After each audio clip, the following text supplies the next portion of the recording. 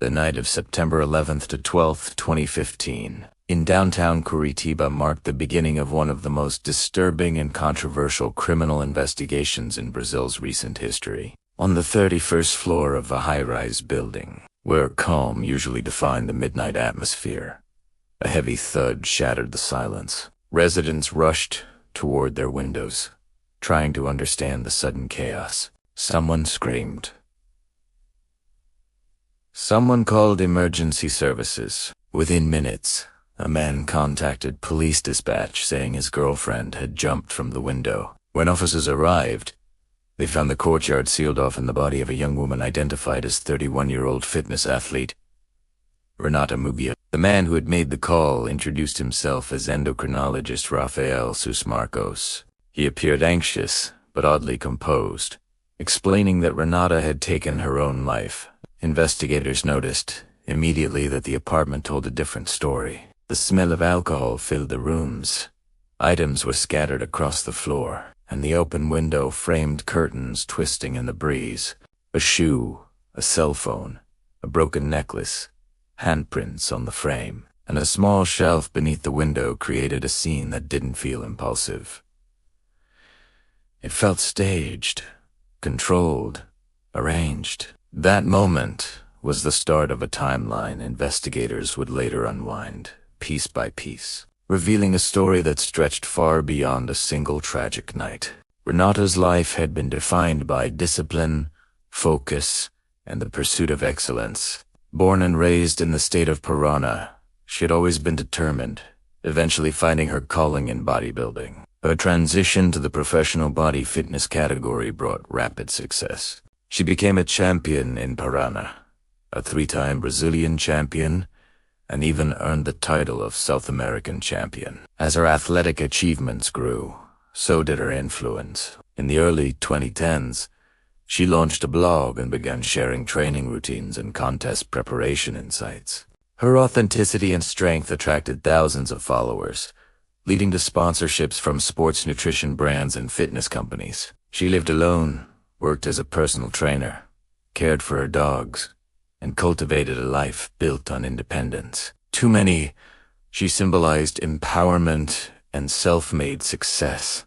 Everything began to change in 2014 when she met Rafael, a doctor who described himself as a specialist in hormonal therapy and someone who worked with elite athletes. Their connection formed quickly, fueled by shared interests, ambition, and the image of a perfect power couple. Within months, she moved into his upscale 31st floor apartment in Curitiba.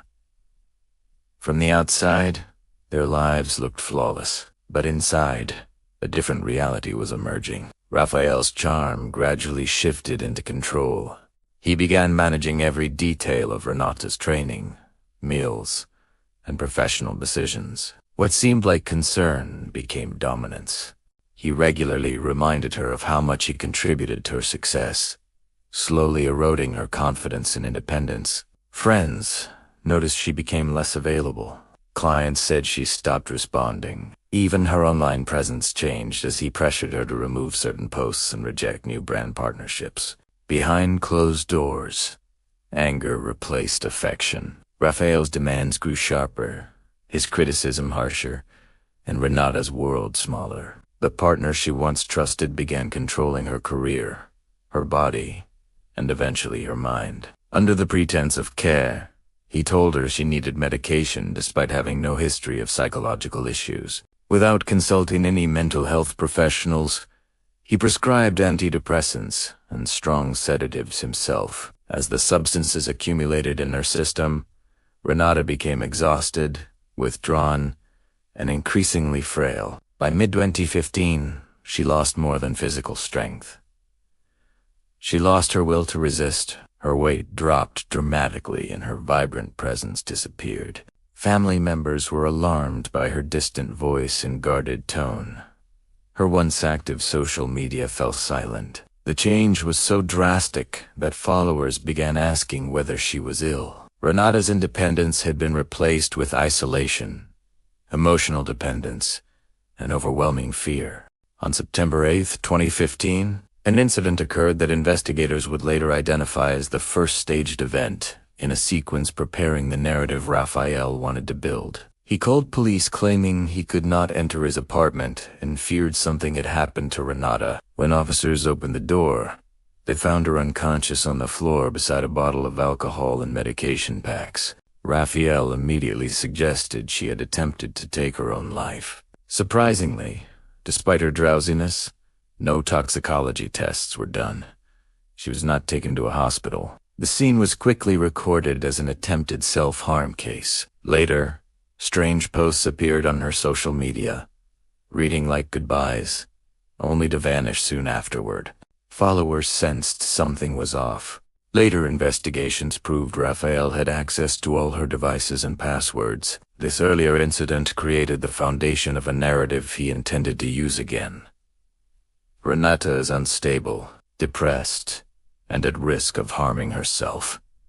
A script written in advance. 3 days later, the night of September 11th began like any other. The couple went to a private club where Raphael played pool.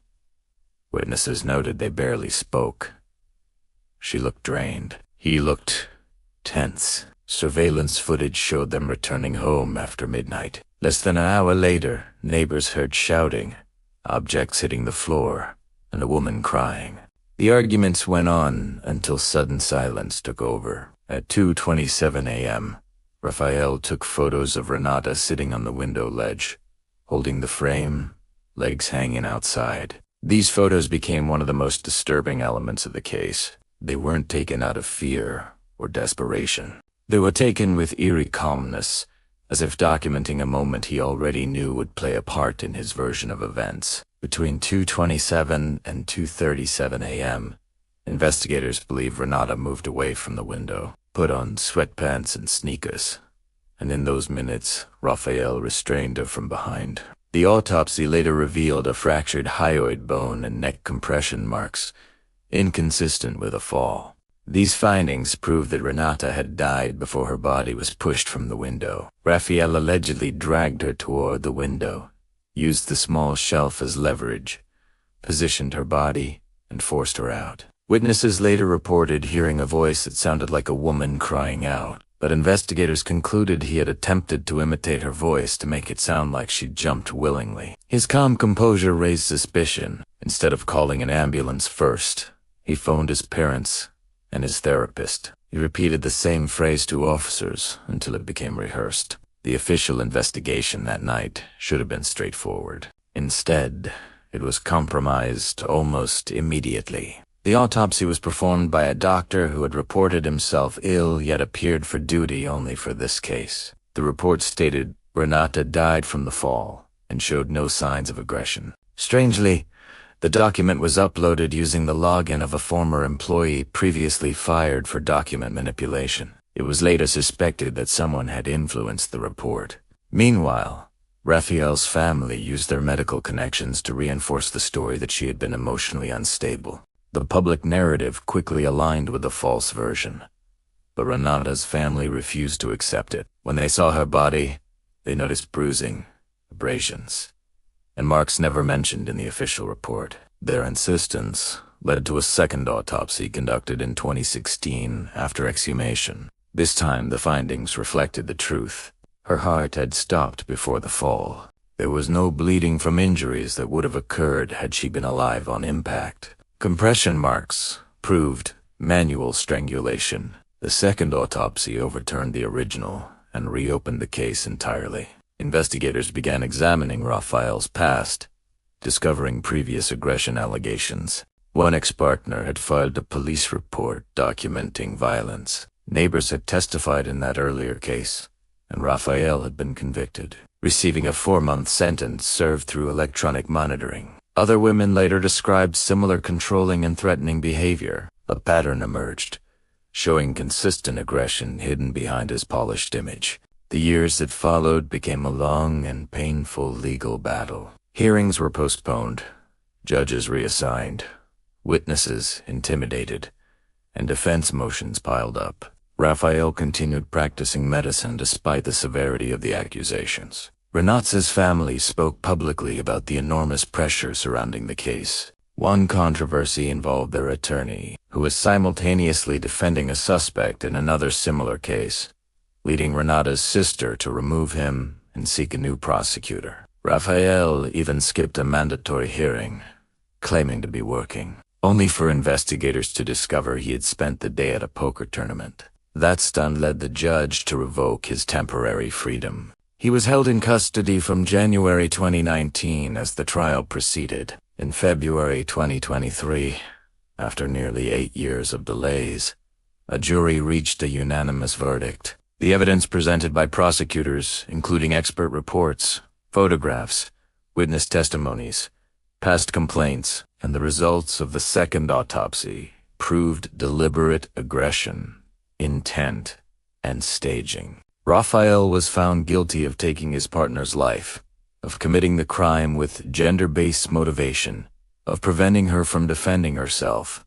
and of manipulating evidence. He was sentenced to 31 years in a high-security prison, with appeals denied. For Renata's family, and for many who followed the case, the verdict symbolized perseverance against manipulation, influence, and an attempt to bury truth beneath a fabricated narrative.